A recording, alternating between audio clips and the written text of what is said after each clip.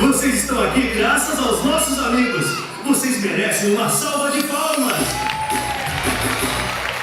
2 minutos para o extermínio da grande árvore. Ei, o que significa isso? Temos que nos apressar, amigos. Barbarotta enganou todos nós para poder destruir a grande árvore das maçãs. Não! É impossível! Isso não deve acontecer!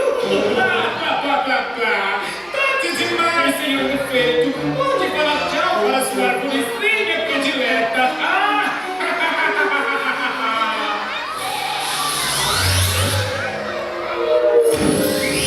Uau, que maneiro! O que é isso?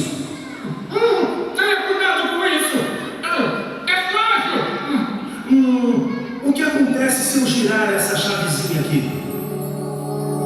Agora eu me lembro de tudo.